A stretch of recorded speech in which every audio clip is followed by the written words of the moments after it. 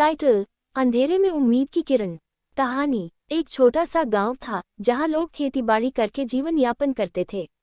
गांव के मध्य में एक विशाल पेड़ था जिसकी छाया में लोग बैठकर बातें किया करते थे। एक दिन गांव में अचानक एक भयंकर आंधी आई। आंधी ने गांव में तबाही मचा दी। घरों के छप्पर उड़ गए, फसलें बर्बाद हो गईं और गांव वाले डर और निराशा में डूब गए।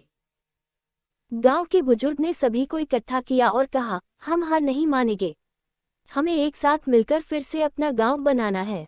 लेकिन गांव वाले निराश थे। उनके पास खाने के लिए कुछ नहीं था, उनके घर तबाह हो गए थे और उन्हें नहीं पता था कि वे कैसे आगे बढ़ेंगे। तभी गांव के एक छोटे से बच्चे ने कहा, दादाजी चिंता मत कीजिए, मैं पेड़ पर चढ़कर देखूंगा कि आसपास के गांवों में क्या हाल है। शायद उन्हें हमारी मदद मिल सकती है। बच्चा पेड़ पर चढ़ा और दूर दूर तक देखने लगा। उसने देखा कि आसपास के गांवों में भी स्थिति ठीक नहीं है, लेकिन लोग एक दूसरे की मदद कर रहे हैं।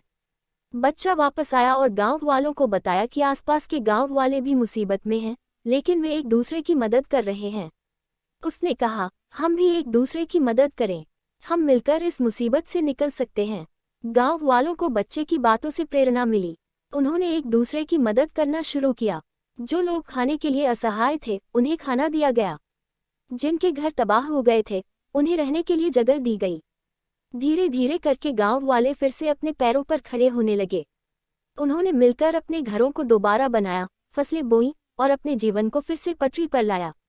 सीख: इस कहानी से हमें सीख मिलती है कि मुसीबत के समय एकता और सहयोग बहुत महत्वपूर्ण है।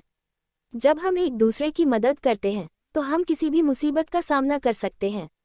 हमें कभी भी हार नहीं माननी चाहिए, क्योंकि उम्मीद की किरण हमेशा मौजूद रहती है। Note: This story can be further enhanced by adding descriptive language and vivid imagery to make it more engaging for young readers.